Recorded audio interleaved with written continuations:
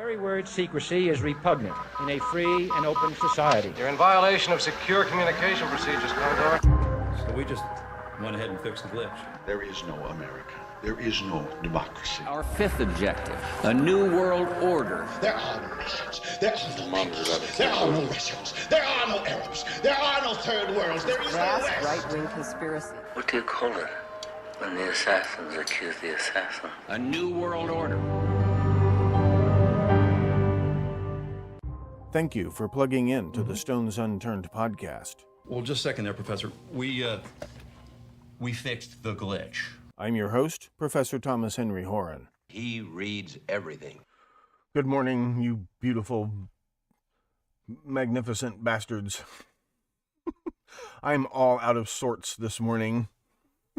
It must be Doomsday. Let me clue you in on something. It is Doomsday.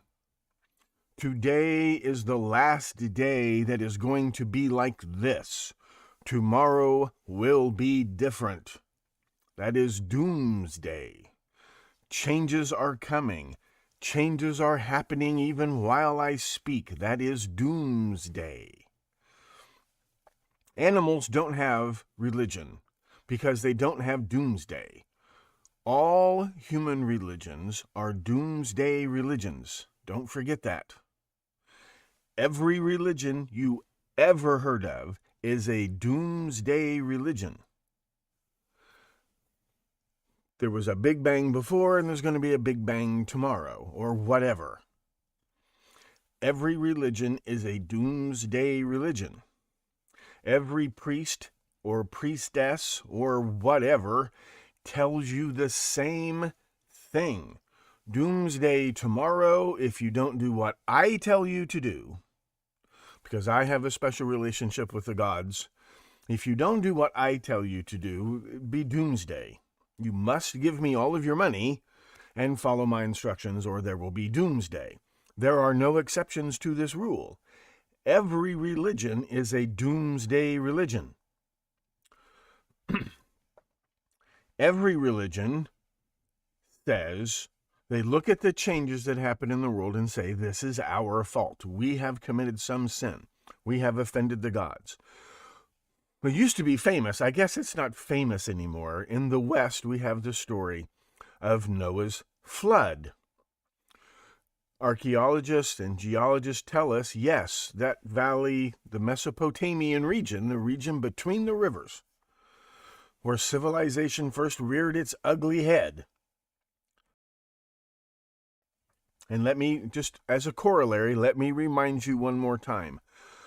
Farmers, whom we worship, farmers invented government, taxes, famine, war, and slavery. To a great extent, they invented religion. So there were catastrophic floods about 4,000 years ago. Give or take, doesn't matter. Well, you people must have done something wrong. You people sinned against the gods. The gods caused this flood because of you. This is narcissistic. Man is the animal who pretends he's not an animal. Man is the animal who thinks he rules over nature. Man is the animal who thinks he controls nature. Nature responds to us. And nature's always angry. We've always done something wrong. One more time, every religion is a Doomsday religion. Let me give you an example. The world has been warming faster than expected. No, it's been warming slower than they expected. But if there's one thing these priests tell us is that the Earth's climate constantly changes. It is never stable. There's no flat line. And then change. It's change. It is constant change. It has never stopped changing. It never will stop changing. Never being a long time. Let's say for the next 4 billion years, it will never stop changing. The only constant is change. We all feel it. Look at me. The handsome young devil we all fell in love with 40 years ago is dead. He has been replaced by a desiccated, gray-haired corpse. I am dying every day. You are dying every day. Your heart stops beating 70 times every single minute. We sense this. We built this matrix, and then it's constantly falling apart. This is doomsday. When I die, the world will die with me. And then collectively as societies, we understand there's a mass doomsday. Go to the cemetery. It's full of doomsday. It will be hurricanes. There will be earthquakes. There will be wars and rumors of wars. Every religion is a doomsday religion. This is no different. This is the exact same religion as Noah's flood. The priests who controlled the rivers and controlled the rain, okay? They said, well, you people committed a bunch of sins, and so that's why the system that I created, that I told you would be perfect and unchanging, that's why it changed and wiped everything out, is because you people offended the gods, because you people didn't do what I told you to do. Let's read a little bit of this. Last year was the hottest on record. Well, as far as back as the records go. Oceans boiled. No, they didn't. Have you read your Bible?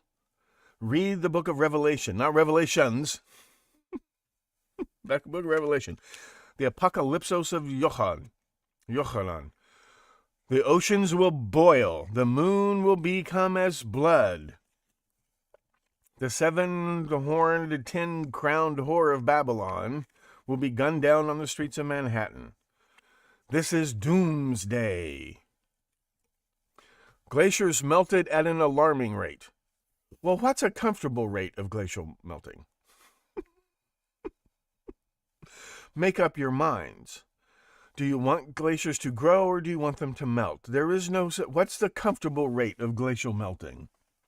Instinctively, it's whatever happens after I die, I don't care. That's the instinct.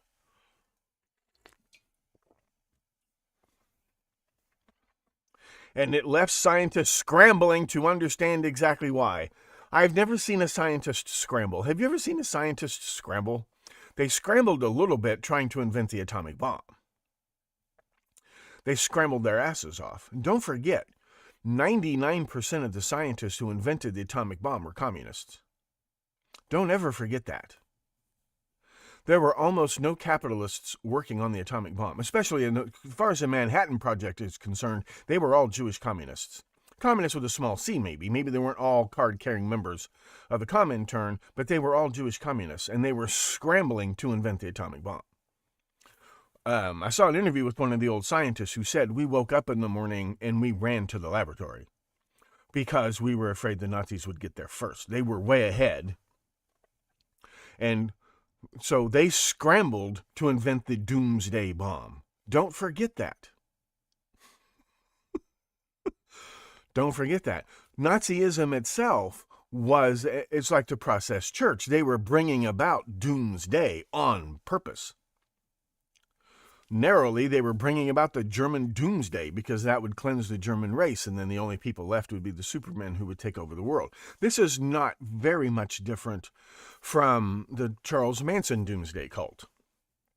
They were going to trigger the global cataclysmic race war, and then they would survive, or the strongest would survive. This is pretty much what Hitler was trying to do. He wanted to replay the First World War, but the outcome would be different. No one was more surprised by the easy victories of the Wehrmacht in the early parts of the war than Hitler. He had no idea that was going to happen. He just kept rolling the dice till they came up snake eyes because that was the plan. Doomsday was the plan. This is a doomsday religion. This priesthood of scientists, and I'm not blaming all of them, they say the world is changing. This is automatically bad. This is automatically doomsday. If today is different from yesterday, that's doomsday. It can't possibly be better. There can't possibly be any positive outcomes from any change. All change must be bad. It must be. That's just the rule of the gods. All change is bad. The Garden of Eden was perfect, and we human beings screwed it up. And we're screwing it up. We had the Garden of Eden in the 1950s was the Garden of Eden. The 1960s was the Garden of Eden. The 1970s was the Garden of Eden. The 1980s was the Garden of Eden. The 1990s was the Garden of Eden. The 1840s was the Garden of Eden. The Middle Ages were the Garden of Eden. The Bronze Age was the Garden of Eden.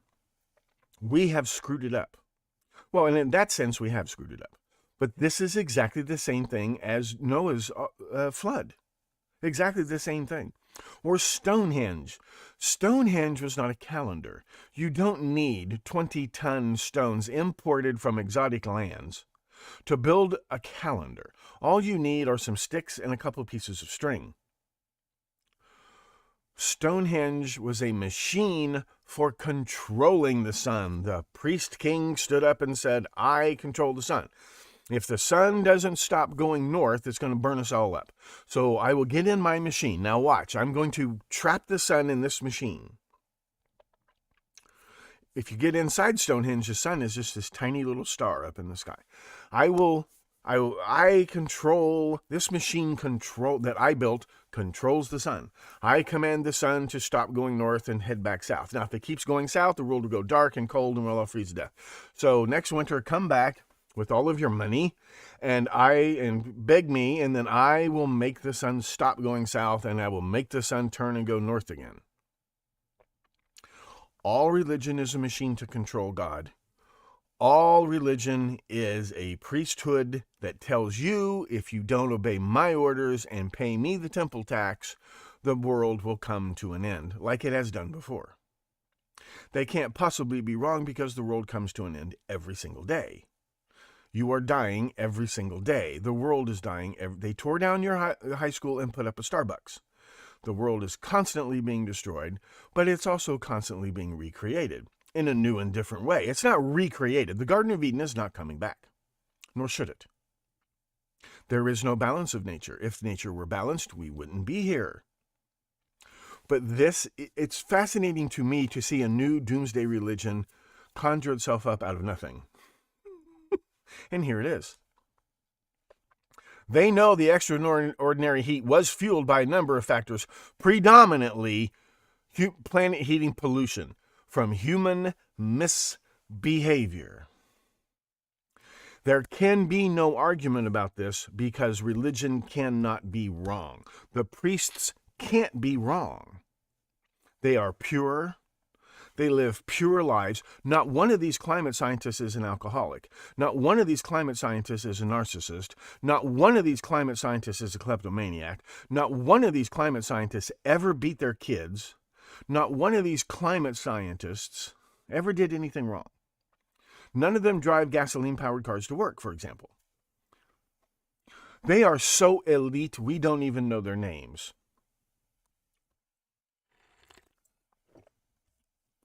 And it is doomsday. The sky is falling right now. It's because you people won't do what the priest says. You are to blame. Your sins against heaven are to blame. These are the same people who will tell you that astrology is bunk. Ancient scientists observed several things. Number one, what happens up in the sky affects what happens on Earth. Everything from tides to animal behaviors, all animals, even the animals who can't look up at the sky, are still ruled by what happens up in the sky. Nature is ruled. The fruit comes after the winter. The leaves fall after the summer. Everything is controlled by what happens up in the sky. They notice another phenomenon. Light travels faster than sound. If you go a mile away and set off a bomb, you'll see the bomb go off, but the shock wave and the sound come later. So they're looking up at the sky and they realize we can see what's happening before it actually affects what happens on Earth. So an astrologer would look up at the conjunction of Mars and Venus, and they would know it's going to have an effect soon. The effect will propagate like sound waves, but it will come here later. And we know what that, and so get ready. Get ready. The moon swallowed the sun. Get ready. There's going to have an effect. They understood this. They were scientists. They had made patient observations and collected records for dozens of generations to figure this out. Then they realized, well, the motions of those things up, those gods up in the sky, those are predictable too, to a great extent. You can predict the next total eclipse of the sun. So we need to get ready for the next black sun. We need to be ready for that. That's doomsday. We need to be ready for that. Now, this modern religion will say, well, that cult is bunk. Human beings, we are different. We are totally different from all the other animals. All the other animals, all the other plants, they are controlled by the celestial objects. They have no effect over us. Don't you understand? We are specially created beings who are not ruled by the moon and the sun. Anybody who ever worked in any cop, any nurse, they'll all tell you the fact that the human menstrual period. There's another article on CNN I'm going to show you.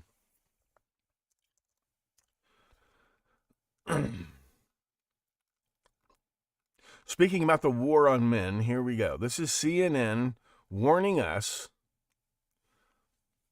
Oh, you can't see this. You didn't see this article. It doesn't matter. Take my word for it.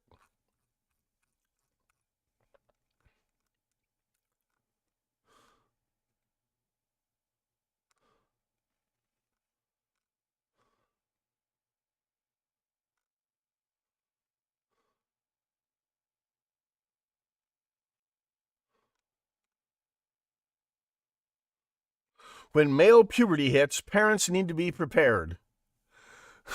No. If it's Doomsday you're looking for, it's when female puberty hits.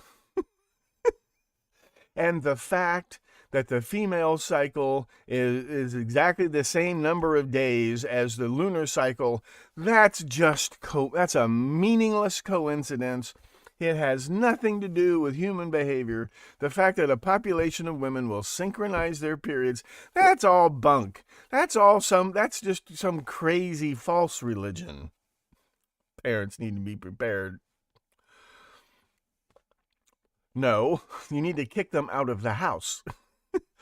Speaking of self-delusional religions, 150 years ago, 2 lifetimes ago, we invented childhood.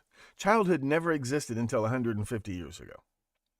For millions of years, this species understood that when puberty hits, that creature is now an adult. Bar mitzvah is not at 21 years of age, it is at 12 years of age, so on and so forth. But white European Christians invented the non-existent childhood. There is a play. It is called The Importance of Being Earnest. It was written by the author under the pen name of Oscar Wilde. I don't remember his real name. He was one of the authors who invented childhood. Queen Victoria kind of invented childhood. This Garden of Eden for children. Remember, Queen Victoria was bourgeois. Queen Victoria did as much to invent modern bourgeois thinking as anybody. The bourgeois family. Queen Victoria invented Christmas. That there were this Edenic family of children who knew no sin and blah, blah, and they want to drag this out as long as possible. This psychologists call it arrested adolescence. We're all arrested adolescents. We hit puberty, we're adults, but there's this massive religion which attempts to convince us that we are still children for another 8 to 10 years. It's ridiculous. So they invent children's literature. Children used to be read literature from the time they were old enough. The Bible, there are no G-rated stories in the Bible. There aren't any G-rated stories in the Bible. There are no G-rated stories in traditional literature until the middle of the 19th century. And Oscar Wilde and a couple of other authors invent children's books. That generation of children grow up to be arrested adolescents. They're in their 30s now. If you've ever seen Friends, if you've ever seen Seinfeld, if you've ever seen a sitcom, it's all one play, The Importance of Being Earnest. And in The Importance of Being Earnest, which is about nothing, it's a play about nothing. It's a play about nothing. It's about these 30-year-olds who have never grown up. And their life of adult responsibility is pure fantasy. There's the one character who's always going out to the country to take care of his sick uncle like a good nephew should. That's all, it's imaginary. It's all lies. Before the Victorian era, it mattered who you married. All marriages were arranged. But we've abolished arranged marriage. It no longer matters who you marry. So in the play, The Importance of Being Earnest, it no longer matters who you're engaged to. It literally, like the what's her name, forgets which one she's engaged to because it literally no longer matters who you marry. And Oscar Wilde invented that generation, and then he wrote a play about them at the end of his life. And it's hilarious. And it's a play about nothing. This play is about nothing. It's just about the importance of appearing to be earnest. That's an emotion, to scramble, left scientists scrambling to understand exactly why.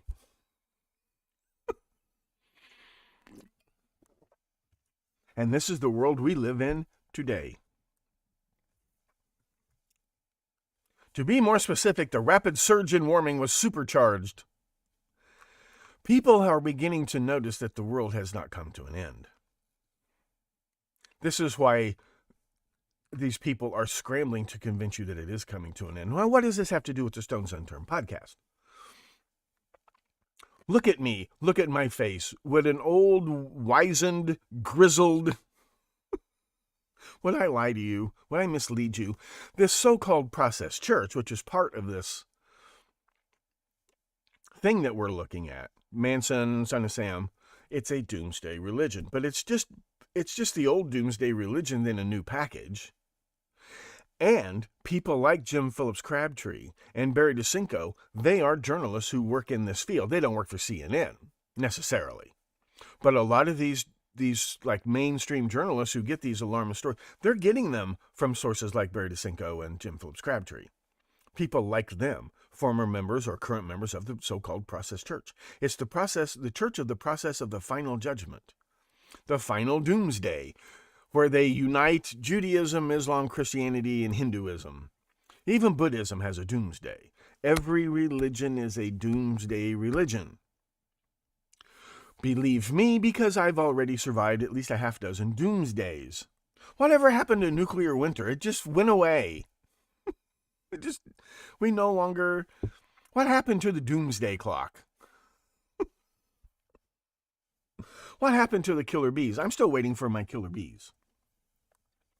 I'm waiting and waiting and waiting for my killer bees.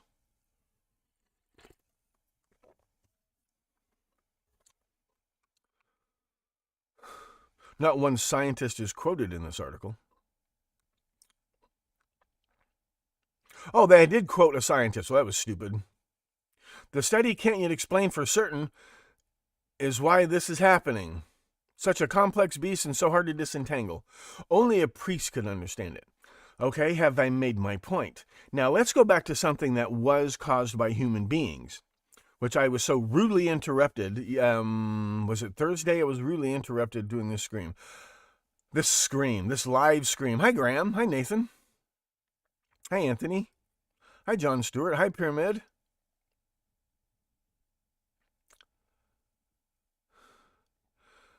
Well, science is not new, Anthony. They've pissed on their own legacy, but science is not new. It's natural philosophy. You observe nature and you draw general conclusions. That's what astrology was based on. All right, back to the Tylenol poisonings, which were 100% human caused. Before I jump into this again, really quickly, let me remind you. There's one more news story I want to take a look at. So, speaking of narcissists, Aaron Rodgers is in the news again. There's a documentary about him and his ex-girlfriend Shailene Woodley, who's not exactly the sanest bulb in the box herself. Woodley tells Outside Magazine of her toxic relationship with Rodgers. I knew I was depressed when I looked at a tree and felt nothing. I didn't know that was the test. Did you know that was the test? Is she calling Aaron Rodgers a tree? He has all the charm of a tree. I'm not picking on Aaron Rodgers. I sympathize completely. A self-absorbed, narcissistic, know-it-all, obsessed with conspiracy theories, who doesn't know when to quit, let alone when to shut up. I empathize 100%. This is the son I never had. This is my long-lost son right here. He even looks a little bit like me, don't you think? So here we go. Trigger warning. I'm going to show you a tree. I want you to look at the tree, and I want you to get in touch with your feelings when you see the tree. If you feel nothing, don't panic. It's not the end of the world. Help is available. If you look at this tree and feel nothing, just Google depression hotline. Okay, help is available. All right, brace yourselves. Here it comes. Look at the tree. What do you feel? You don't have to comment, but you can if you want to. This is a tree. Look at it. If you feel nothing, seek professional help or spiritual help immediately.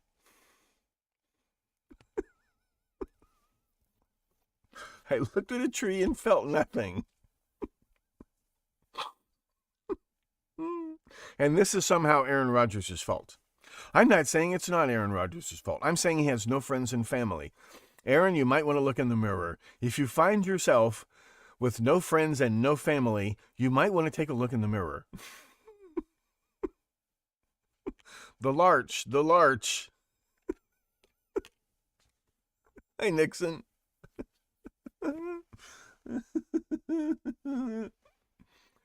I cannot find the picture. There is a picture of, in an attempt to rehabilitate himself, former Nazi Charles Lindbergh.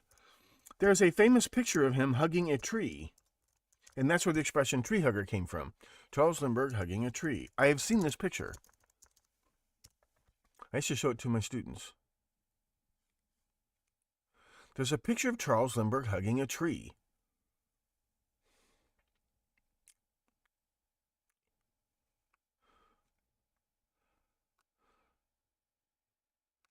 It has been erased from the interwebs, but there was a picture of Charles Lindbergh hugging a tree. He invented tree hugging.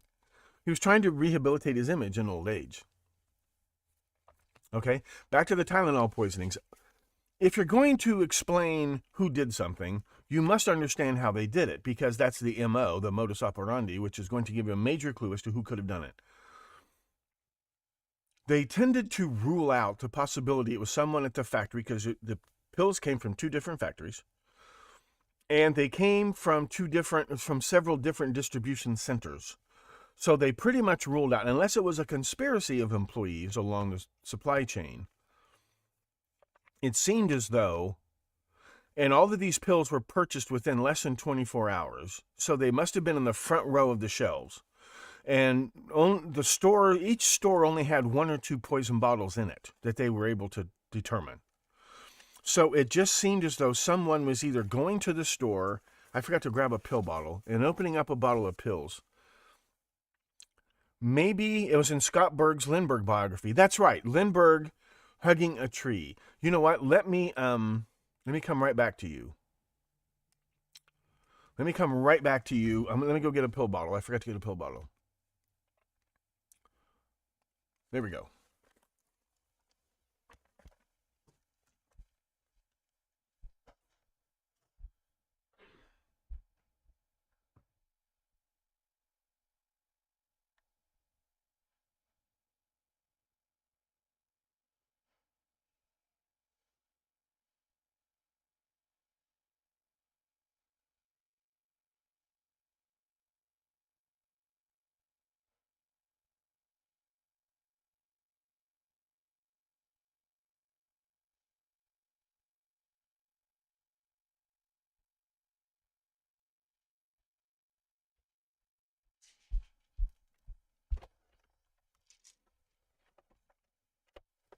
Okay, here I am.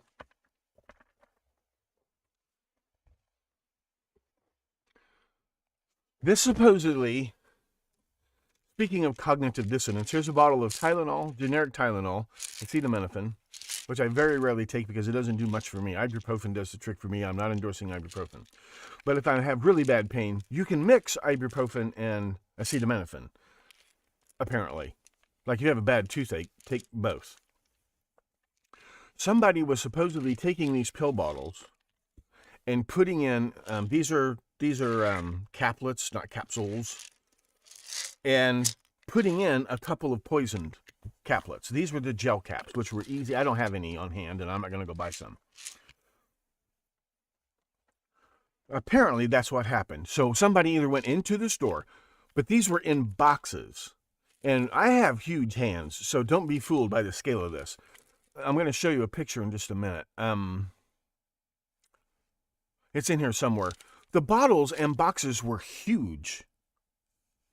So somebody either went and obtained about 10 bottles of 500, the 50 count, 500 milligram, and took them home and tampered with them, or they went into the store because they didn't have tamper resistant. This is not, see the missing, you can't see that. You see the missing foil and other tamper evidence. The boxes have tape on them, so if somebody opened the box, you'll know. There was no evidence that the bottles had been tampered with. You took it down off the shelf, dropped some poison capsules in it, and put it back on the shelf, but that would be hard to do because these were multiple locations. That'd be taking a huge risk. Somebody apparently obtained several bottles, took them home, took some capsules out, put poison in them, put the capsules back in. Or even more realistically, they took one bottle, took some capsules out, poisoned the capsules, then they opened up several bottles, put the poison capsules. Then they took them back to the store or took them to different stores and put them on the shelf. This seems to be pretty much the only way this could have happened. But there are several features about this that I think need to be explained. As luck would have it, the gods have smiled on the Stones Unturned podcast. The original autopsy reports and police reports, not the FBI investigation reports, but the original ones, I was able to get those. I found those online. You can find these. So, I'm just gonna briefly rehash some of this. So the very first victim, apparently, her mother comes home with a bottle of extra-strength Tylenol gel caps.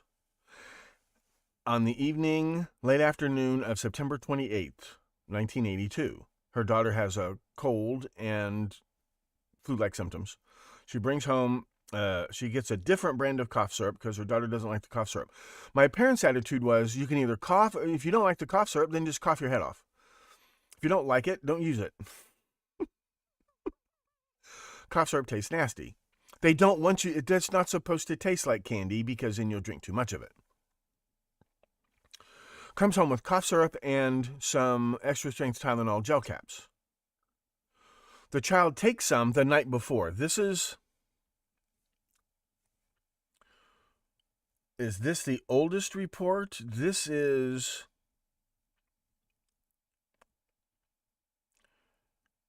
basically, little Marianne Kellerman, the father wakes her up at 6 o'clock, get ready for school. She says, I don't feel well, I don't think I want to go to school. So he hears her go into her bathroom at about 6:10 a.m.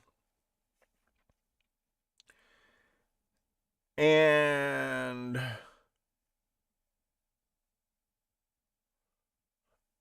he calls for help at 6:30-ish.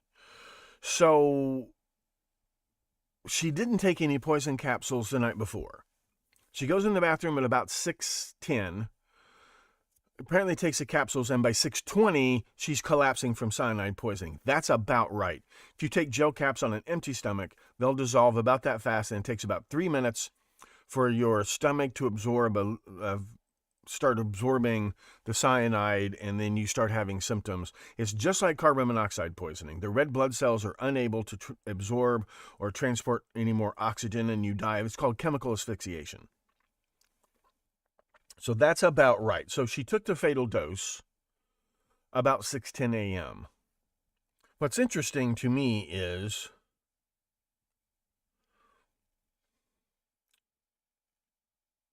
the victim's father related that his wife had purchased a 50-count bottle of Tylenol extra-strength capsules and a bottle of Comtrex at the jewel store the previous day. His daughter had what he thought was the flu for several days, and between approximately 5 o'clock and 6 o'clock p.m. took the normal dosage of Comtrex.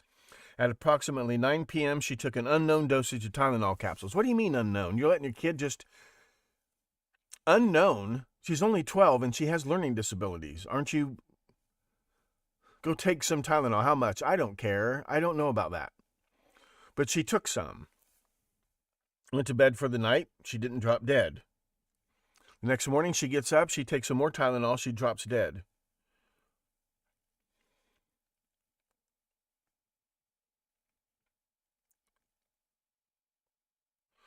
Reporting investigator Dahlquist seized the bottle of Comtrex, the bottle of Tylenol extra strength capsules, and a bottle of Vicks Formula 44D. Remember that.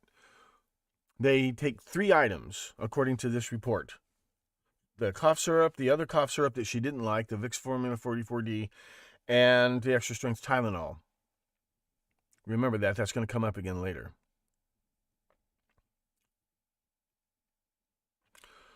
Autopsy report, toxicology report shows she has both a high dose of, more than fatal dose of cyanide, potassium cyanide. Well, they'll find potassium cyanide in the bottles, and acetaminophen. So she took at least 1 poison gel cap and 1 acetaminophen gel cap. So not all the pills, and we know she took at least 1 or 2 the night before. So she has apparently taken 1 500 milligram dose of cyanide and 1 500 milligram dose of Tylenol. This is important. It gives us a clue as to how hard the poisoner tried. Are you with me? What's the motive here? We're going to come back to that in a minute. But first we have to understand how. How will give us some clue as to why. Later that day, paramedics at a nearby town of Arlington Heights are going to respond to a call of a 27-year-old man who collapsed on the floor of his parents. The family, they're all immigrants from Poland. They're Polish immigrants. Polish Catholic immigrants, how can you tell a Polish Catholic girl is on her period? She's only wearing 1 sock. They don't move to Pole Town, which is the south side of Chicago, the Polish neighborhood. That's where Comiskey Park is. I know some people who grew up in Pole Town. They didn't move there. They go straight out to the suburbs. What kind of jobs did they have to be able to afford? But they're all the adult kids are apparently still living in the big house with the parents, that's how people from the old country live. They think we're insane. You have multi-generations living in the same house, like the Waltons did. Right? Almost the same amount of cyanide and almost the same amount of acetaminophen. This person took 1 poison capsule, 1 non-poison capsule out of this bottle. Brand new bottle. He stopped. He's a postal carrier. He's coming down. He feels sick. He stops at the grocery store. He picked up some steaks, some cake, some coffee, have a nice family, brought home for the whole family to enjoy, and he grabs himself a bottle of Tylenol. He brings it home. He takes some, goes to lie down on the couch, and they wake him up for lunch or whatever, dinner or whatever, and he's unresponsive, so they call paramedics. He didn't collapse. He was already lying on the sofa. He got 1 poison capsule, 1 non-poison capsule out of this bottle that he just bought that day, September 29th. All of these bottles are purchased within less than 24 hours. The first bottle was purchased on the 28th for sure. I'm going to show another bottle that was probably purchased on the 28th. So the family go with the ambulance. They all show up at the hospital, and he's dead. He's dead. So they go back to the family home, and they got to plan a funeral they weren't expecting. He probably doesn't have life insurance. I don't think he's married. They apply for a local grant to cover the funeral expenses and burial expenses because they don't have life insurance on a 27-year-old unmarried son. The Kellermans had no life insurance on their 12-year-old daughter. This is when life insurance on kids is starting to become a thing. If they die really young, there's a limited benefit, pays for funeral expenses. And then as they grow older, they can take over the policy, and then the life insurance premiums are cheaper than dirt. It's a good idea. Buy life insurance on your kids. And then they can, when they grow up and take over the life insurance premiums, they're much, much cheaper that way. And if, God forbid, something happens to the child, the funeral expenses are covered. The other son, who newlywed, just got married in June or July, he's got a bad back. And he's upset, and he's getting a headache over this. So he grabs that brand new bottle of Tylenol and takes 2, and he drops dead. According to his blood toxicology, he took 1 poison capsule and 1 non-poison capsule. That's some bad luck. His wife, not too long after he took some, she took some. And while the paramedics are working on her husband, she collapses. They put her on life support. They get her to the hospital in time to put her on life support. There is an antidote to this, but you really got to give the person a whole blood transfusion. It's very complicated. She lapses into a coma and she dies like within a day or two. She never regains consciousness. She took one poison capsule and one non-poison capsule. My question is, her husband has a bad back. He takes pain relievers. He's been taking a diuretic for high blood pressure. He's 25 years old. Taking a diuretic for high blood pressure. He's been using Ceramenics to dissolve excessive earwax. He's been taking an iron supplement. Not his wife. He's been taking an iron supplement. Maybe the secret is the socks, girls. He's been taking an iron supplement called Fesol. He's been taking aspirin for his bad back, Impirin, which is a buffered aspirin because aspirin can tear up your stomach, and Tagamet from the acid indigestion.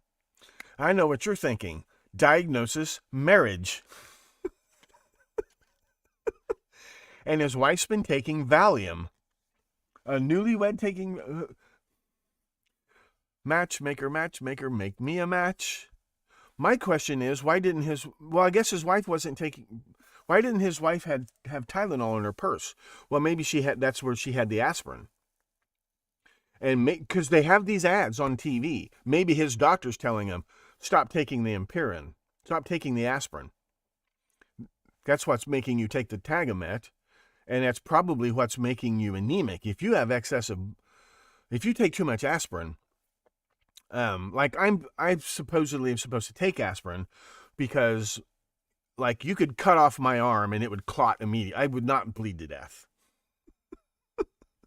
I don't bleed. I'm not a bleeder. I'm the opposite of a bleeder. So I'm supposed to take aspirin to thin my blood a little bit. Buffered aspirin. I don't. But it causes so much bleeding in your stomach that you become anemic and you need iron supplements. This is 1982. People are not eating nearly as healthy as we're eating today. So maybe they told him, now's a good time to try the Tylenol instead of the aspirin. That's some bad luck. The day he decides to switch from aspirin to try to take Tylenol for his bad back is the day he takes the poison Tylenol. Now, that's at least 3 poison capsules, and then laboratory tests later will show that there were 4 more poisoned capsules in that bottle. There were a total of 7 poison capsules in that bottle. All the other bottles will only have a total of 2 poison capsules in them. This bottle had 7. That's some bad luck. That's extremely bad luck for the young newlywed bride. That's extremely bad luck. One bottle had 7 capsules in it. One of the investigators said later, I went into the basement and found that they did some metalworking. One of the brothers will say we were going into the auto parts business. What, you're manufacturing auto parts? It sounds like they're doing chrome plating. It sounds exactly like they're doing chrome plating. One of them might have worked at Illinois Tool Works and learned how to do chrome plating. Now they set up a chrome plating process in their basement, which is insanely dangerous because you use potassium cyanide in chrome plating, gold plating, silver plating, copper plating.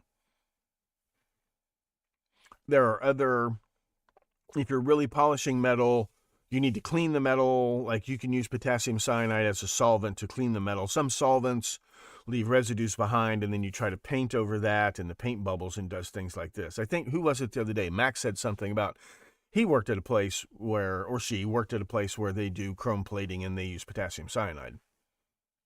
Now, there are also certain photographic processes I'll get to in a minute where you use potassium cyanide. If you're a home hobbyist and want to do this stuff, there is a safer form of cyanide that you can buy, which is called potassium ferrocyanide, where it's been buffered with iron. And it's interesting that he's taking iron supplements. And you know what's funny? His his blood levels of cyanide were lower because he was taking an iron supplement.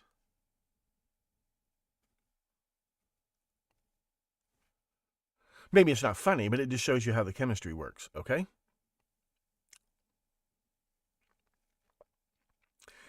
The patient died of the effects of acute cyanide poisoning. The Tylenol extra-strength capsules taken from her house showing a level of 610 to 660 milligrams of cyanide in each capsule. These capsules are the 500 milligram size. They were brand new. The extra-strength caplets, gel caps of not just Tylenol but other drugs, had just come on the market, I think, within the past 6-10 months. Larger sized gel caps hold a larger dose. The thing about a gel cap is it dissolves faster in the stomach than a capsule, and you get faster relief. And you can put pure drug in the capsule, in the gel cap. You don't have to add binding agents and like these pills have. I don't like gel caps for some reason. I'm superstitious about gel caps. These are much harder to tamper with. Gel caps are easy to tamper with. Trace of cyanide was found within her gastric contents, and there was a small amount of debris, which was gray in color, present within the stomach. So they've really proven that it came from the capsules. They've been tampered with, and they've been stuffed with pure potassium cyanide powder. Somebody had access to pure potassium cyanide powder, and they stuffed it into these. They didn't get the regular strength Tylenol. Why? For one thing, the capsules are smaller and they're harder to finagle with. For another thing, you can put a bigger dose. Well, you could just tamper with more capsules, right? But for whatever reason,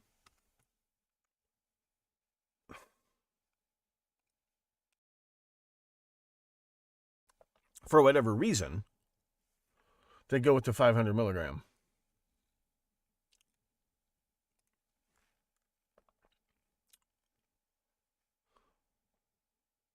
Of further importance is the presence of acetaminophen in both gastric contents and blood. That's right. Every victim took one. Okay, this is the stewardess, Paula Prince, worked for United Airlines. And remember, Mary Kellerman's parents both worked at United Airlines. Her mother was apparently a stewardess as well. How's that for a coincidence? She had more than twice as much cyanide and she had about 4 times as much acetaminophen in her blood. She'd been dead for a couple of days before her body was discovered. She had purchased that bottle but she also had a pretty high level of blood alcohol. In the documentary, her friends say she was a drinker, which in those days they tended to overlook the problem. But she was apparently something of a drinker. Does this show a serious degradation of her liver function? Her liver's not metabolizing anything? Or did she take a whole fistful? She had bought a 24-count bottle of extra-strength Tylenol, and investigators found 23 capsules still in the bottle. But she obviously took at least 2 capsules. One of Tylenol, one of cyanide. And she just bought that on her way home from work. She just returned from a trip to Vegas, and there's a pharmacy that's right around the corner from her apartment on the north side of Chicago, down by the lake. Lived in a nice apartment. The pharmacy was right around the corner. Investigators found another bottle at the Dominic's grocery store across the street from the pharmacy where she bought her bottle. So somebody made 2 stops. One at that pharmacy and one at that grocery store. It's almost like they wanted to make sure they got their target because their target had 2 possible locations.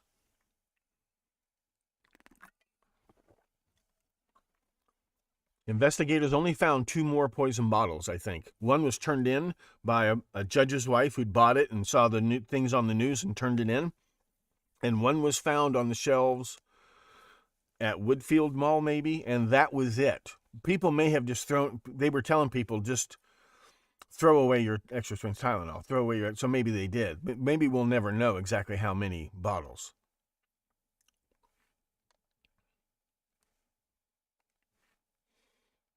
Look how big these bottles are.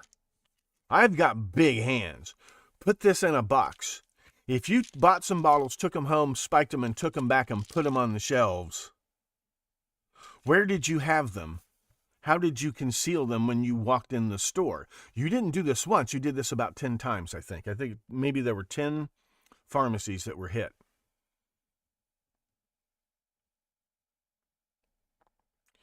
The little 24 count, you can understand that. I've got huge hands. I've shown you before. I've got 10-inch hands, just like an NFL wide receiver. I've got big hands. It's still hard for me to hide this. Look how big these bottles are, and put that bottle in a box, and they rattle. Well, the gel caps wouldn't rattle so bad. I don't see how a man could do this. Not over and over and over again without getting caught. And where is that slide?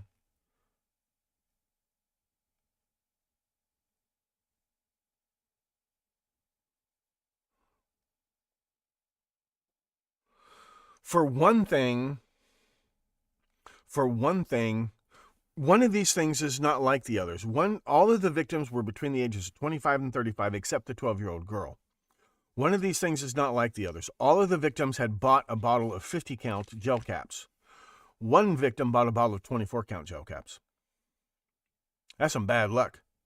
If she had seen the news reports, throw away your 50-count bottle of Tylenol, and she thought, well, I'll buy a 24-count bottle and I'll be fine. Maybe that's exactly what happened. Maybe she heard. Maybe the pharmacist said, she's like, dude, I'm a drunk. I need all the Tylenol I can get. And the pharmacist said, we had to take those off the shelves. They were poisoned. Okay, I'll take the 24 count. We may never know. How did only one, I'm not quite able to nail this down. But the Dominic's grocery store that was like across the street from where she bought her 20, was that a 24 count bottle? Maybe those stores just didn't sell the 50 count bottles. But how did the poisoner know that unless they went to each one of these pharmacies and bought a bottle, took it home, spiked it, and then took it back and put it back on the shelf? Shoplifting would seem like a really stupid risk to take to do this. They must have bought them. But if you go buy 10 bottles of Tylenol, and then there's a poisoning case, somebody's going to remember. Somebody came in here and bought 10 bottles. So you'd have to go to multiple pharmacies anyway. Did they go to those 2 locations and realize there were no 50-count bottles? Because it seems like the one bottle that they used did they take capsules out and replace them? Who's going to count? Oh, I better get 50 fucking tablets. Now, some people will do that. I better got 50 tablets when I paid for 50 tablets. Or did they just add some to the top and put the cotton back in? Because most of these bottles only have 2 poison capsules in them. Except for one of these things is not like the others. One family had 3 victims and there were a total of 7 poison capsules. At least some of the victims may have taken more than 1 poison capsule. But we know they took at least 1. That's it. And then they found 4 more in that bottle. That's a total of 7. One 24-count bottle would be enough.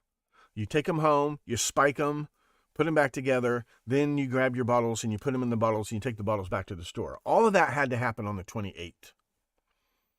Potassium cyanide is very corrosive. It would eat through the gel caps within, if you keep them dry, they might last a few days. So it seems as though every single one of those poison bottles was put back on the shelf on the 28th.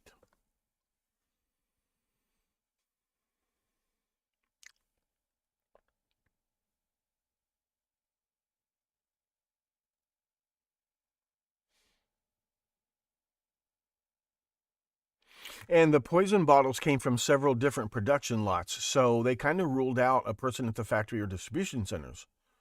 It had to be a retail customer who put poison bottles on the shelf of several pharmacies.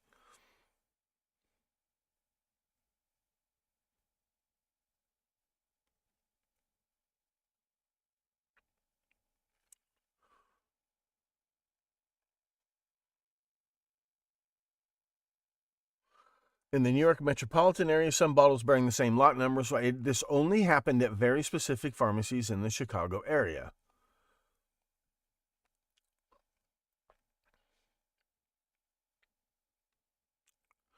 So 4 of the remaining 44 capsules.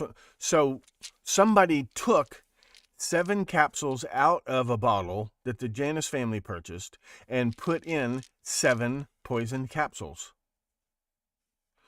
So they must be taking them home, taking capsules out, poisoning some of them, and putting them back in the bottle. This sounds like somebody who knows what they're doing. They didn't mess up. They didn't accidentally ruin any capsules.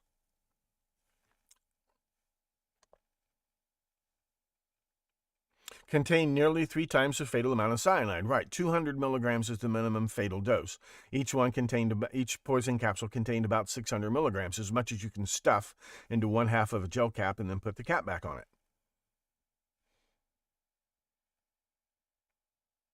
By chance, the bottle of Tylenol that Kellerman used was inventoried by paramedics. Notice that the Janus bottle and the Kellerman bottle came from the same lot. But then it turns out there are several other lots.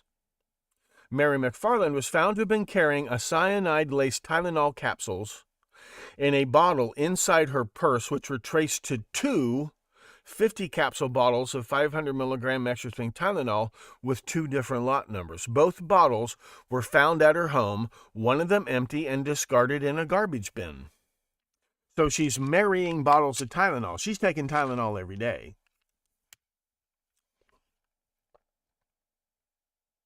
Both bottles were found at her home, plus 1 in her purse. A lot of people do that. You got a bottle, you got some Tylenol, some Advil, and some aspirin, all in one bottle. And whatever medicine you take, you put it all in one bottle. That's what she did. She collapsed at work at Woodfield Mall.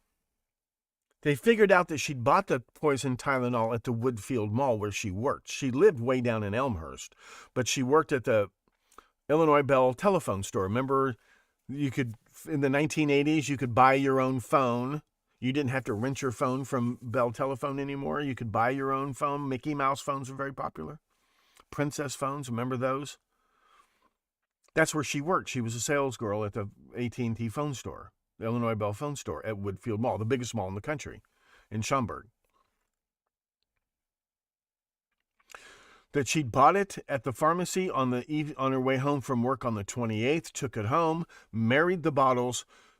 The married bottle she takes back to work. She has a headache at work. She takes some Tylenol. She drops dead. And according to her autopsy report, she took 1 poison capsule and 1 non-poison capsule. That's some bad luck. Now, here's a point I would like to make. This is an FBI report about their reinvestigation in 2007. I met with evidence technician Kuzik. Both brought out the evidence that was packaged in a single cardboard box, which is associated with the murder investigation, Marianne Kellerman, the 12-year-old girl. The contents of the packaged box was then opened and viewed by evidence technician Kuzik and me. Following is a list of items that were packaged in this box. There was only 1 item in this box. 1 empty bottle of Tylenol extra strength, 24 count, 500 milligrams.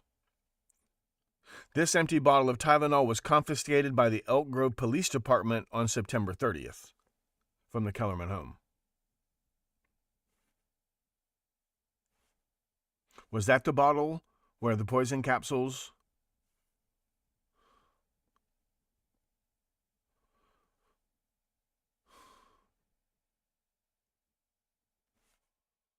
But I think the 50-count bottle had just come out.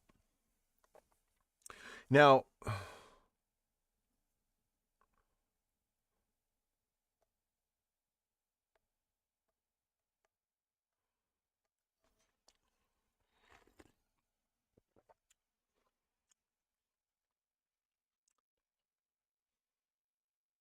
so there are 3 known lots of poisoned pills. Here's the thing. 2 of the poison bottles, Mary Reiner, the mother who just had her 4th baby, she just got home from the hospital, took some Tylenol and dropped dead. She bought her poison capsules at Frank's Finer Foods, a local grocery store chain. Well, they were hit with an investigation a couple of years later. They were putting chemicals in their ground beef. They weren't the only grocery store in the country to do this. but their ground beef had been tampered with by employees at the store under orders from management.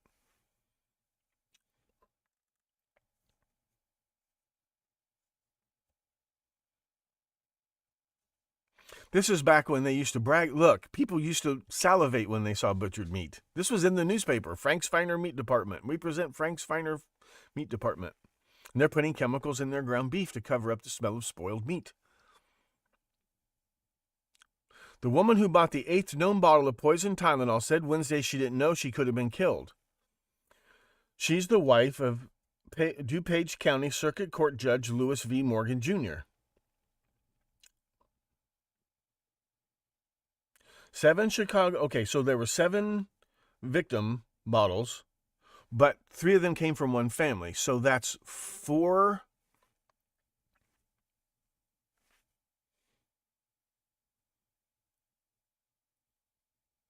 That's 6. That's 5 bottles.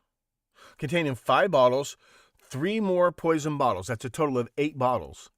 If you are going to do what I suggested, which is take a bottle and spike all the capsules and then open up several bottles and put them inside. But apparently they didn't. They certainly didn't do that with the Janus family bottle. They took out 7 capsules and then put 7 poison capsules back in the bottle. And every single victim took 1 regular and 1 spiked. That's some bad luck. Or some incredibly good luck. And some of these people, they're taking Tylenol because they have headaches. Well, that's one of the common symptoms of low-grade chronic cyanide poisoning.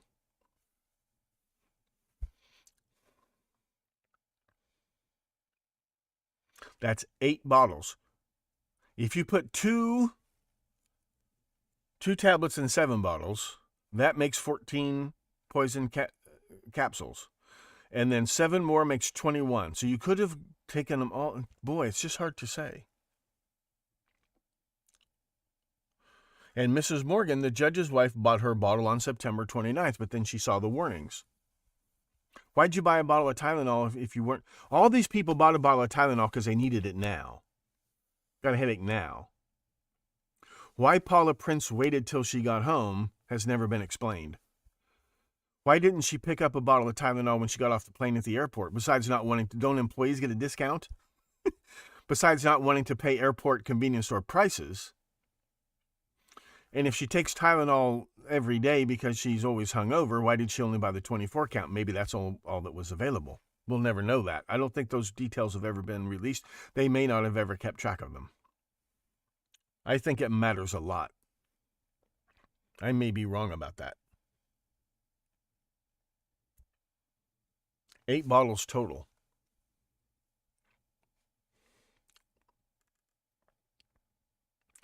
Jewel Foods on Northvale Avenue in Arlington Heights. Jewel Foods at Grove Mall, Elk Grove Village.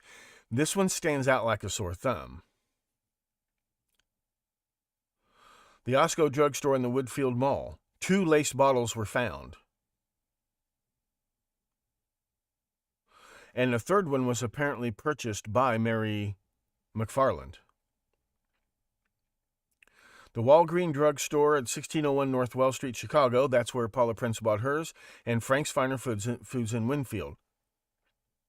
A spiked bottle was also found on the shelf of a Dominic's in Chicago near the Walgreens where McFarland bought her tempered bottle.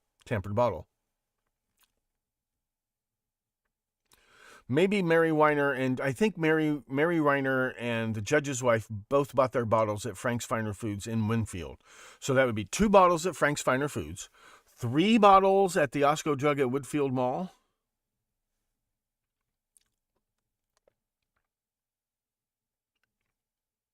one at the Walgreens in North Wells, and 1 at the Dominic's near North Wells, and 1 at the one in Arlington Heights. So 1, 2, 4, 5, 6, 7. There's 1 bottle unaccounted for. I think there was 2 Frank's Finer Foods had been hit.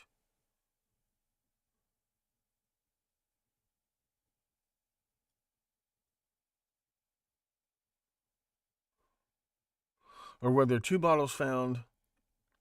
If somebody wants to take the time to look into this, that would be great.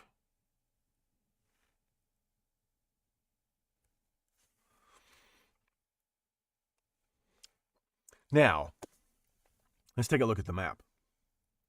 Let's assume 2 Frank's Finer Foods were hit in the Wheaton-Winfield area because the judge and his wife lived in Wheaton. Okay? These stores are right off the main highway. You know how it is. You're driving down the main boulevard, or you're driving down the interstate, you see the shopping center, you pull in. Okay? Once again, Mr. Kellerman was he was a Shriner, and this was their stables. He was a Medina Black Horse Troop Shriner. They don't ride the little scooters or the little go-karts. They ride the beautiful black Arabian horses. This was where their headquarters was. This is where his cousin worked at Illinois Tool Company at Highcone. Okay? This is the Kellerman home on the west side of Elk Grove Village. This is Schaumburg, and the Woodfield Mall is, actually, this map is not quite right. Let me skip this map and go to another map. I've got a much more accurate map. Here it is. Wait, it's this one. It's this one. I think it's 2 separate Frank's Finer Foods right off the main drag here in Wheaton-Winfield. Then you go all the way up here to Woodfield Mall. That's right off the interstate. That's at the intersection of 2, 3, 4, 5 freeways. I don't know if you've ever been to the Woodfield Mall. Then you go up, you turn, you get on the freeway at Palatine. Why wasn't Palatine hit? Why did they skip over Palatine? And the grocery store in Elk Grove Village, see, the Kellermans live on this side of the freeway. On the east side of the freeway, off the main drag, is the mall, the shopping center where Mrs. Kellerman bought her bottle of Tylenol. Why did they go all the way to Winfield? But it's still on the main drag. Then they go all the way up to, they skip Palatine, and they stop in Arlington Heights. That's where that's where Mr. Janus bought his bottle. They skip Mount Prospect, and they skip Des Plaines. Why? And they skip those two and they go all the way into Chicago. They go all the way into Chicago to hit those 2 stores on the north side of Chicago, where Paula Prince bought hers. Or they start in Chicago, they drive right past Oak Park and Maywood. This is going to be interesting later. Oak Park's going to be interesting later. They go right past Oak Park and they go right past Maywood. They go all the way out to Winfield and Wheaton. Then they turn north. They get off the main drag, go all the way, a couple of miles off the main drag just to go to this shopping center in Elk Grove Village, and then get back on the main drag and then immediately stop at Woodfield Mall. And they put 3 bottles at Woodfield Mall, apparently. Because Mrs. McFarland lived here in Elmhurst. Or they skipped Oak Park, they skipped Maywood, turned north on 290 and stopped in Elmhurst. But if the bottles,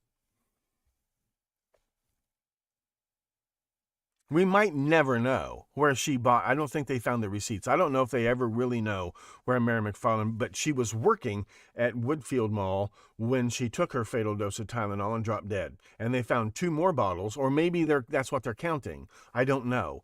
It's not 100% clear. But it makes sense to stop at Woodfield Mall. Then they didn't stop at Palatine. Well, it's easier to make this turn onto, which highway is that? You would have to go left into Palatine and then get on the freeway. So it's easier to just make that right-hand turn. See, I don't think it was a left-hand turn at Palatine to go south on this freeway. I think it was a right-hand turn, because that's what explains why they skipped Palatine. But why would they stop at Arlington Heights and then skip Mount Prospect and skip Des Plaines and go all the way into the city? Why would you do that? Why not leave 1 bottle at each one of these shopping centers? Now, here's another thing. So we have between 1, 2, 3, 4, 5. A minimum of 5 stops and a maximum of 1, 2, 3, 4, 5, 6, 7. Okay, hold on. Minimum of 1, 2, 3, 4. Maybe you should be able to see this. Can you see this?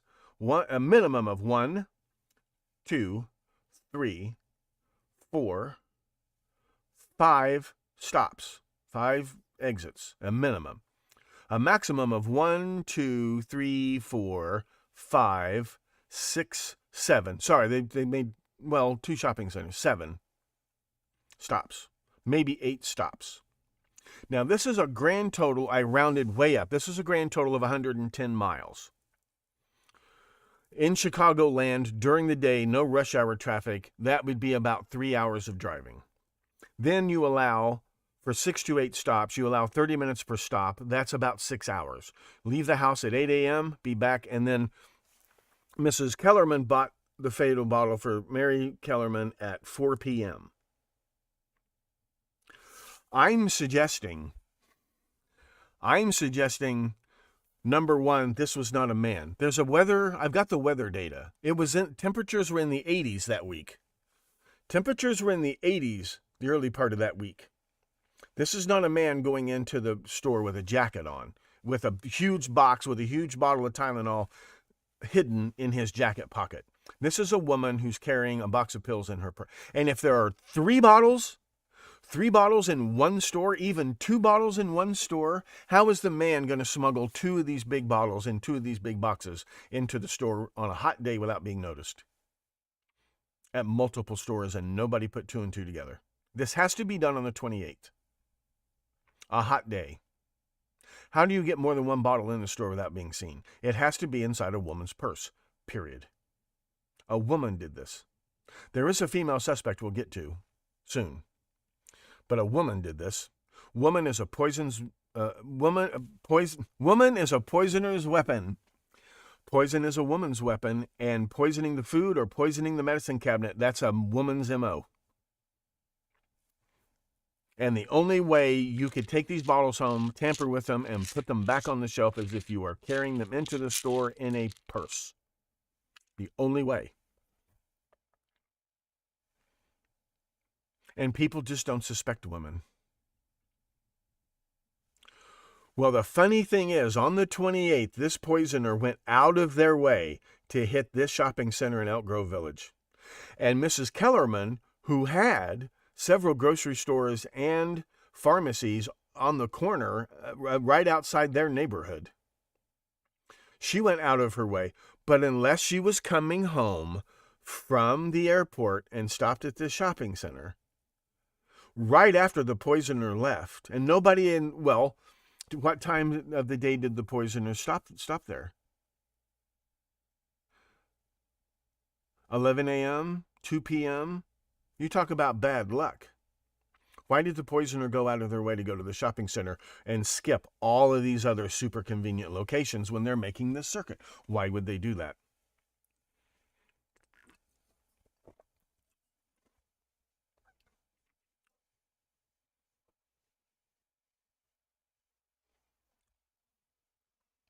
She, her husband, and Paula Prince all work for United Airlines right here at the airport. So she stops here on the way home from work. Boy, that is some bad luck. I've got to put 1 bottle here and then say, I don't have enough bottles to go around. Then why are you putting 2 or 3 bottles on the shelf of the same store? You want to hit the maximum number of targets. Then why do you skip all these other why would you go all the way to Winfield? Why would you do that? But if you lived in Elk Grove Village and you go around the circuit like this, and on your way home, you stop here on your way home, I'm not accusing her of doing it. I'm saying this was a woman. And I'm saying that she worked with one of the other victims, and everybody pretends like they don't know that. There's a cover-up of this link between the victims. And this is not the only link between the victims I found, and it's not the only interesting link between the victims that I found. Because we might be looking at the oldest motive in the world. Get rid of your husband and his lover. And the kid accidentally is the one who takes the poison pills. Could be get rid of your wife and your lover at the same time, and the kid accidentally is the one who takes the poison pills.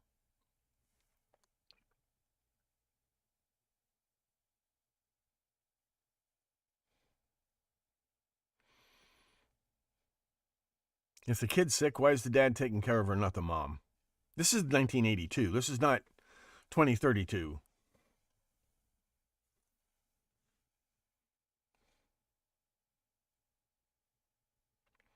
You don't see how they could have known who would have bought the bottles.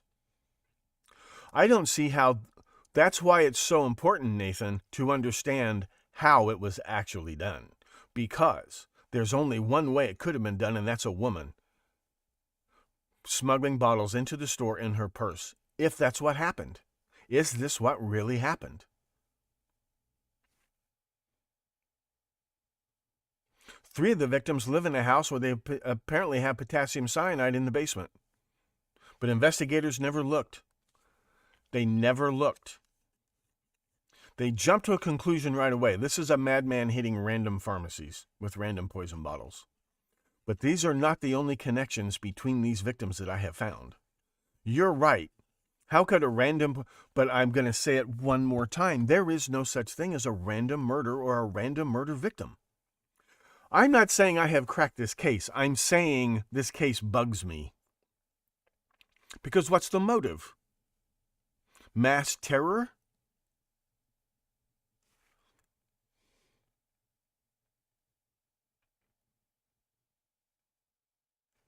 And it comes right in between all these other random mass killings. It's right in between.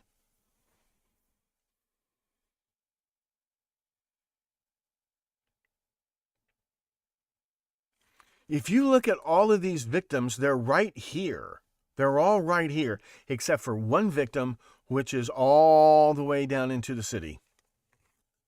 And she knew Mr. and Mrs. Kellerman. She had never been married. She was 35 years old, 35-year-old alcoholic who had never been married. Was she a lesbian? We don't know. One of these things is not like the others. And once again, talk about going out of your way. Well, the Kellermans have a link to this neighborhood right here. Mr. Kellerman is linked to that neighborhood. If you want to send a message, if you want to say, tell me you poisoned your husband's lover without telling me you poisoned your husband's lover.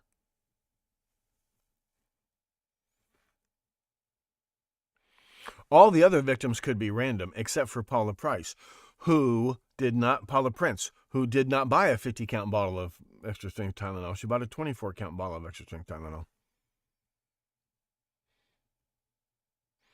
They have surveillance camera footage of her at that Walgreens at the time that the purchase was made. Do I have that somewhere?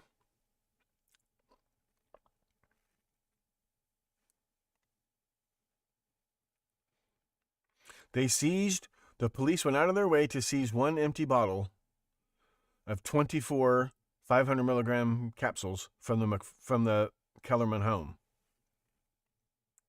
There was one more detail about this. Here's something else. 8 spiked bottles. Investigator Pichos. That means fish. That's Greek for fish. Piscus? Pichos. A lot of Greeks live in Chicago. I opened them up and looked inside and poured them out. Nothing looked out of the ordinary. Everything was capsules. However, as I was pouring them out of the bottles, I could tell there was a strong smell of almonds. Nobody else noticed it. No other victims noticed there was a funny smell coming out of these bottles.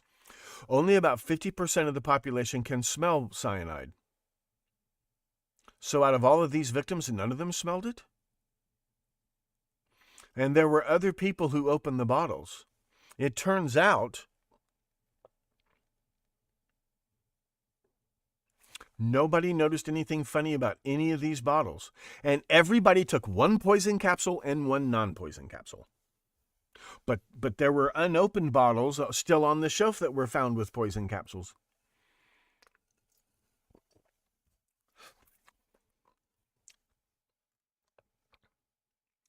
Then there's the lady who inserted herself in the case. The town where the Janices, 3 members of the same family, bought the one bottle of Tylenol that had 7 poison capsules in it to kill multiple people, none of whom could smell it, for whatever reason, maybe because they kept cyanide in the basement, we'll never know now. The village health officer, registered nurse named Helen Jensen, is the one who tells people it's the Tylenol. They didn't figure this out on their own. She's the one who tells them it's the Tylenol, it's the Tylenol, it's the Tylenol. Boy, that was helpful. She's the one who went back to the Kellerman home and found the empty bottle of Tylenol in the trash. She's the one who found that empty bottle of Tylenol in the Kellerman trash. She's the one who bothered to look. And she goes around telling everybody it's the Tylenol, it's the Tylenol, it's the Tylenol. When you watch that documentary, she never once sheds a tear for the little girl who died or for the Janices who died. She's always very pleased with herself that she was right. She's very, very pleased with herself that she was right. She laughs about it. That doesn't prove anything. Nurses have to have nerves of steel. I understand this. But she inserted herself. She's the only person who even noticed it was the Tylenol. They never would have noticed.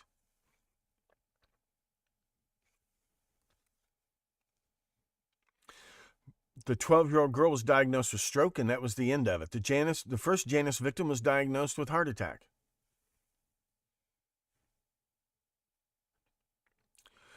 There was a letter to the editor. There was an open letter that was published in the newspapers. It was addressed to the poisoner.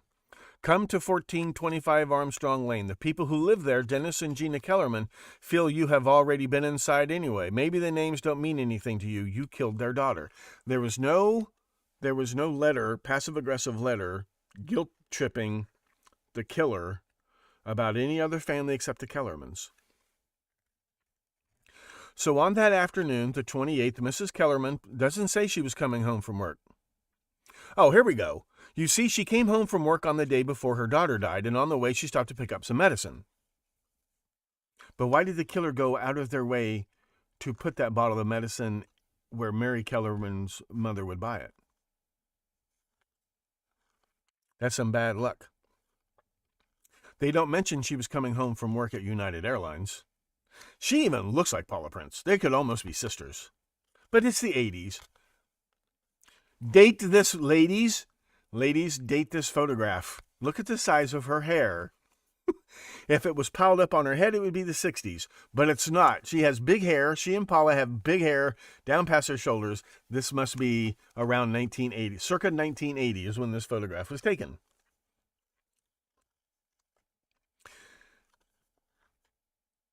She picked up a different brand of cough syrup, and she picked up a bottle of Tylenol, too.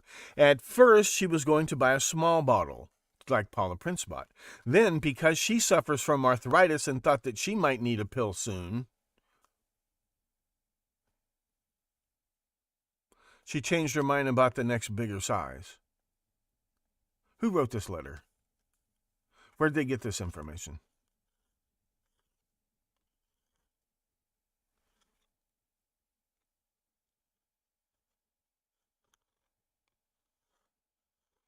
She never talked to the police. She never talked to anybody.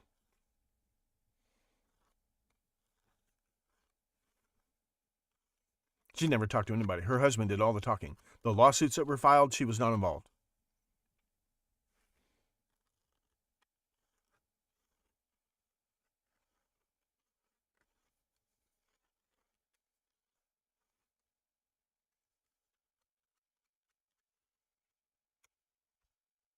I'm not saying I can prove she did it. I'm saying it's funny. It's real funny. And it's funny that nobody ever wants to talk about that the Kellermans and another victim knew each other, worked together.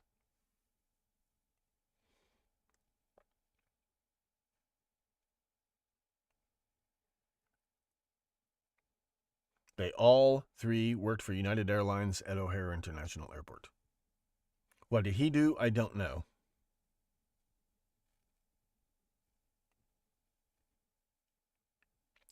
Now, here's where it gets interesting.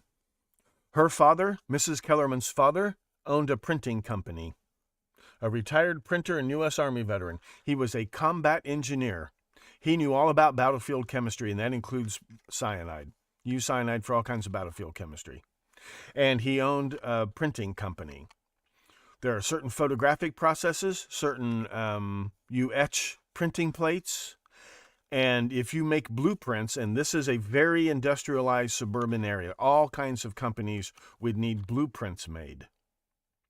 Blueprints are made with cyanide and ammonia. I know this because I worked at a company where we made blueprints, among other things. And only 2 people had the key to that room, that wing of the building. Only 2 people. The owner of the company and the blueprint operator. Now, it was a she, and she had assistants, but only she had the key. And there was a dead man switch in that room. If they didn't hit the dead man switch every 15 minutes, an alarm went off, and people checked on them to make sure they were okay. Because you work with cyanide and ammonia. Both. That's a fatal combination. Mrs. Kellerman's father owned a printing company in Elk Grove Village, I believe. And he was a combat engineer who knew all about this stuff. But he retired and moved to Murray, Kentucky, and bought a horse farm. And her husband was that's where he learned to ride horses. As a little girl growing up, she learned all about cyanide and how to handle it safely and how to handle it not safely. And she had access to it. She knew where to get it from. That doesn't prove she did it, but it's an interesting connection. And the only reason I brought it up at all is because Mary Reiner, the woman, remember all the way out here in Wheaton and Winfield, the poisoner went all the way out there to get Mary Reiner. Her aunt was a blueprint operator and speaking of Oak Park, her aunt was a blueprint operator at the Naval Ordnance Laboratory and Factory in Forest Park, which is across the street from Oak Park, or it was in Oak Park, at Forest Park, Illinois, where they made torpedoes for the Navy. Where did Sherry Jo Bates's father work? The Corona Naval Ordnance Laboratory in Riverside, California. What did Paul Avery's stepfather, Rear Admiral or Commander Avery, as a staff officer after the war, what work was he involved in? He was involved in the development of the next generation of torpedoes. What kind of plane did he fly? A torpedo bomber. What kind of plane did George Bush fly? A torpedo bomber. What kind of planes? In 1950, she worked there. When Julius Rosenberg is traveling around the country to these factories doing quality control checks, Mary Reiner's aunt was a blueprint operator. What does that prove? Get plugged into the Stones Unturned podcast and find out.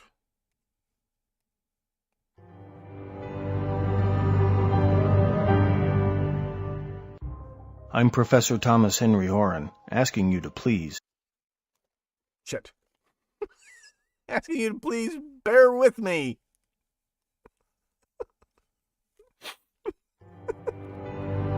Click the join button. You won't be sorry.